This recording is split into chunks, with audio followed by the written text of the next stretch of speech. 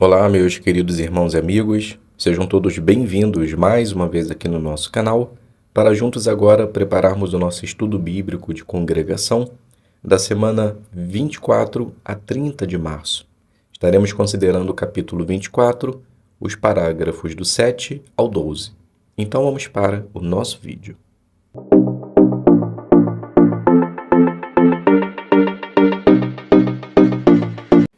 Então sejam todos bem-vindos mais uma vez aqui no nosso canal. É um prazer imenso ter vocês aqui para semanalmente prepararmos as nossas reuniões.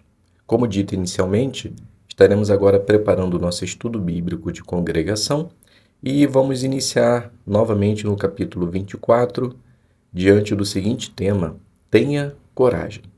Mas hoje nós estaremos iniciando no parágrafo número 7, e vamos considerar até o parágrafo número 12. Então, vamos iniciar fazendo a leitura do parágrafo 7 e 8.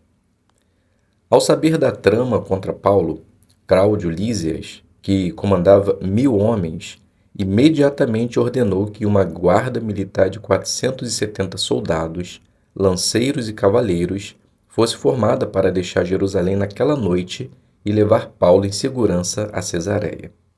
Uma vez lá, ele seria entregue ao governador Félix. Cesareia era a capital administrativa da Judéia e o lugar onde ficava o principal quartel das forças militares romanas dessa província.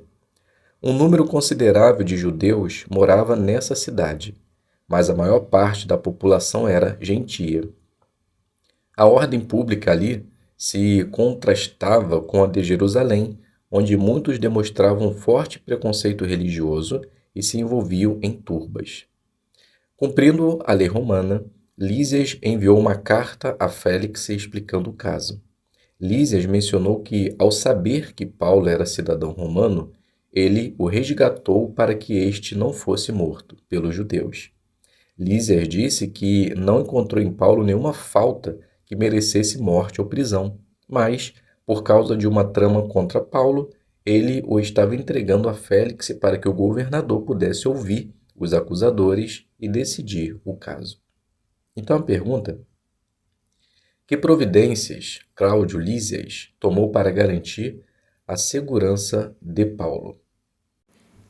Então ele ordenou que 470 soldados, lanceiros e cavaleiros fossem levar Paulo naquela noite para fora de Jerusalém até Cesareia. Então Lísias fez uma carta relatando que Paulo era um cidadão romano, que não havia encontrado nada que o acusasse de morte. Então agora Félix iria dar continuidade ao caso de Paulo. Leitura do 9. Será que Lísias foi verídico no que escreveu? Não totalmente. Parece que ele estava tentando causar uma boa impressão. Não foi por ter descoberto que Paulo era cidadão romano que Lísias o resgatou. Além disso, Lísias não mencionou que tinha mandado amarrar Paulo com 2 correntes, nem que mais tarde tinha ordenado que ele fosse interrogado debaixo de açoites. Com essas ações, Lísias tinha violado os direitos de Paulo como cidadão romano. Hoje, Satanás usa o fanatismo religioso dos opositores para atiçar as chamas da perseguição. E pode ser que tenhamos nossa liberdade civil violada. Mas, como Paulo, os servos de Deus podem muitas vezes se valer dos direitos que têm como cidadãos de determinado país e procurar proteção da lei. Pergunta parte A. De que maneira os direitos de Paulo como cidadão romano foram violados? Porque Paulo, sendo e relatando que era cidadão romano, ele não poderia ter passado pelo que passou. Ele não podia ter sido açoitado e nem preso mediante provas. Parte B. Porque talvez seja preciso nos valer do nosso direito como cidadãos de determinado país. Precisamos valer de nossos direitos para que a nossa pregação não seja silenciada ou perseguição sem real motivo. Subtítulo: Falo prontamente em minha defesa. Leitura do 10. Em Cesareia, Paulo foi detido no palácio de Herodes para esperar até que os acusadores chegassem de Jerusalém. 5 dias depois, eles chegaram. o sumo sacerdote Ananias, um orador público chamado Tértulo, e um grupo de anciãos. Tértulo primeiro elogiou Félix pelo que ele estava fazendo em prol dos judeus, pelo visto, para deixá-lo lisonjeado e obter seu favor.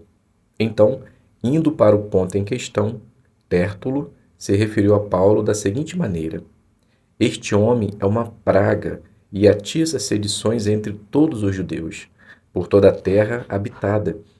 E ele é um dos líderes da seita dos nazarenos. Ele também tentou profanar o templo, então nós o agarramos. Os judeus que estavam com ele também apoiaram a acusação, garantindo que essas coisas eram verdade.